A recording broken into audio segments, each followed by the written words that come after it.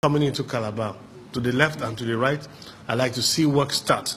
In your presentation, there's no mention of figure, and I need to know what is that minimum figure we can support you with for you to move into action.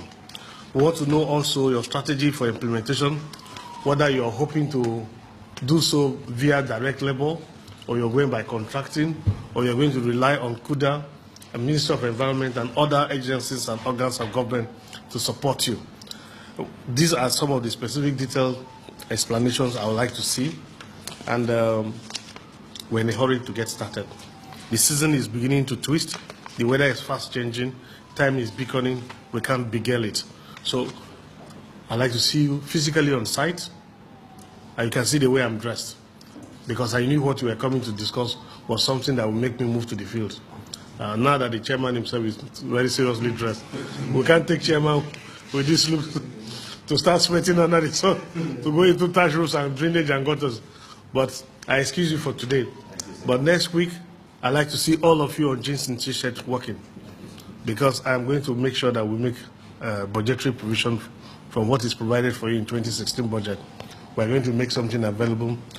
For the entire people of Cross River State, we are saying that Cross River State is getting ready for the Carnival 2016.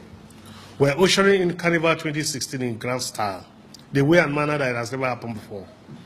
We have a very dynamic, young, active chairman, Mr. Okoenako, who is leading a team of very dedicated people. I've seen 3 members here. Each local government is having 1 member on this board.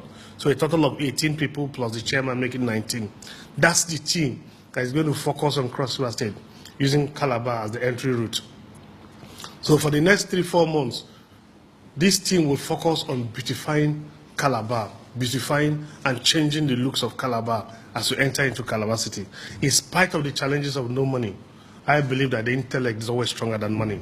So at this point in time where we need to change the environmental courtesies of Cross River State and indeed Calabar, our focus will shift to the approach view of Calabar in terms of designs, in terms of planting of trees, in terms of greenery, in terms of the Apu transits bordering on the main road itself. I believe that some of those houses are in very sorry state. And of course, demolition will be involved. Removal of some unapproved structures will certainly be involved. But as you do this, I'm also going to add in a haste that there's an executive bill that will come from my office going to the State House of Assembly to have a demolition control bill. I don't believe that the desperation to make a state look beautiful should compromise the means of livelihood for our poor. I don't also like to use the word poor, our financially challenged people. Now, for those of our citizens who are financially challenged and in desperation to eke a living, have found themselves encroached on all our corridors and rights of ways, it's our responsibility under the Development Control Unit of the Ministry of Lands to have checked that. But if in the process we have tolerated them from passivity and have allowed somebody to erect an illegal structure on the right of way, it becomes duty of government to be responsible for the relocation of that person. So the Demolition Control Bill will allow you to demolish a building only after you have provided an alternative.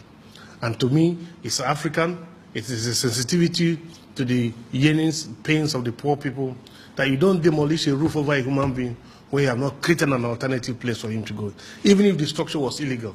If government have done their job, development control wouldn't have allowed that illegal structure in the first instance. So because you have acquiesced, you have been quiet, you have slept over your rights and have allowed the man to build the structure, you have by law ceded the land to him. So if you must take that land, it is your duty to provide an alternative. And so the Demolition Control Bill, which I believe the House was expeditiously pushing and pass so that it can come back to me for assenting into law, will make it mandatory for you to only demolish a house on the condition that you have provided an alternative roof for the person, be the structure illegal or not. Therefore, your task is going to be very difficult. How to beautify a place with an illegal structure that must be taken out, yet you must provide a roof before you take it out. That is the delicate, complex nature of this law, for which you have a duty to manage. So for me, it's a delicate and calisthenic balance between beauty and life, between value and culture. It is a warm embrace between societal sensitivity to the most critical mass of our people who are financially challenged, to ensure that while trying to make a city beautiful, we don't compromise their means of survival, to ensure that government is sensitive to the yearnings of the downtrodden. We must enforce your rights within the limits of moral law, which dictates by our own Afrocentric politics that the love for your neighbor, providing a shoulder for the weak to lean on, is a critical requirement of African culture. And so this government has its norm, derives its morality from the norms and cultural ways of Africa. And it's against that background that I insist that in carrying out your processes, demolition requires, for every single building that must go down, requires governor's approval. Other than containers and temporary buildings, for any permanent structure, no matter how small, even if it's a thatch roof, it can't go down except governor approve. Governor can only approve if government has provided another roof for the person. That is the only way we will show Cross River State must live as a civilized state, to show that beyond the powers and authorities that the office confers, God in his own infinite mercy confers on this office also the power to dispense mercy, to dispense love, to dispense care. So in carrying out your job, which is very tedious, dealing with asking people to move their stores, their shops, asking filling stations that are too close to the road to shift, it's a very complex challenge, because I know these routes that you're going to start with. But please, human face is key. I don't want a mechanistic, I don't want a physical, I don't want a brutal effort. I want a civilized, diplomatic effort that truly shows that Cross River State is leading as a civilized state. In all of this, I am desperate to see a change. I'm desperate, of course.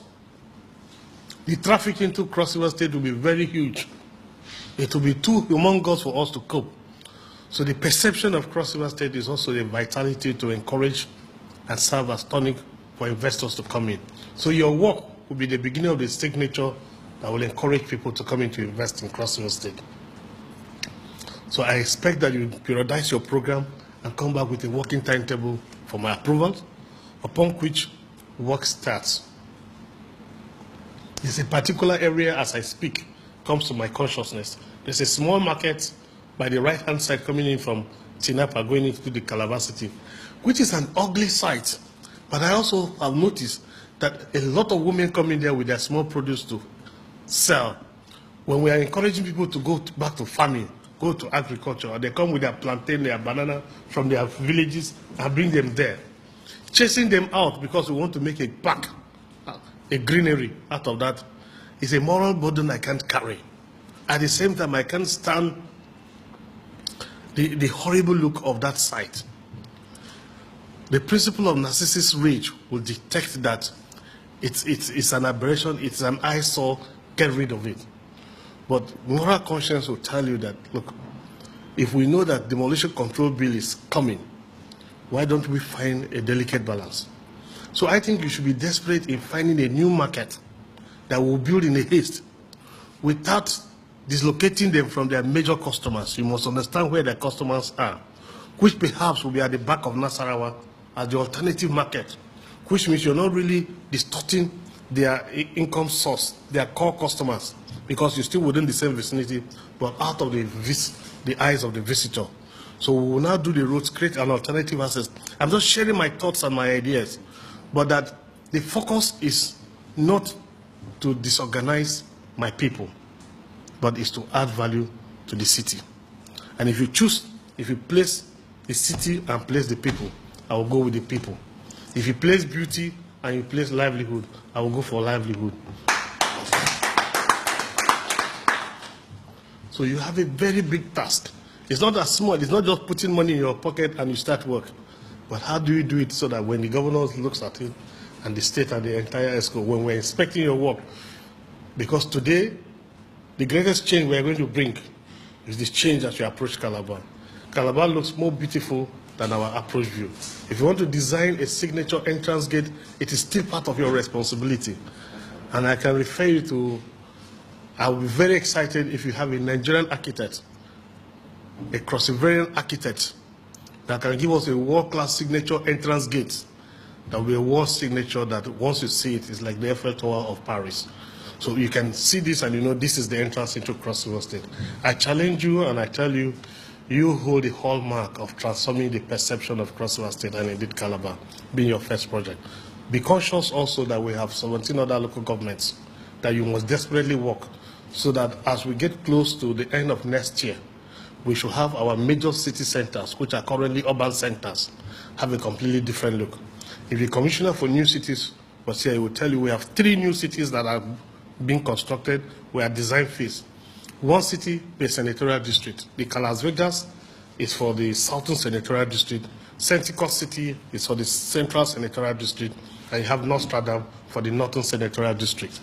The 3 senatorial districts are going to meet in a huge town hall meeting, otherwise city hall meeting, to agree on a specific location for a new city to be built.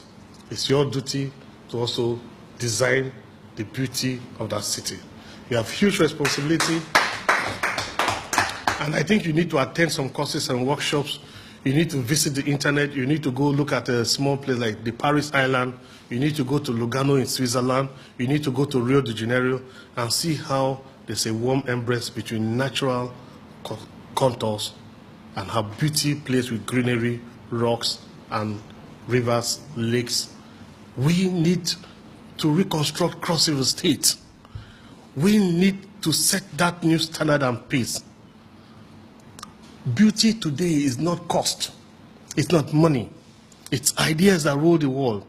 That's why Cross River State is running on a knowledge-based management structure.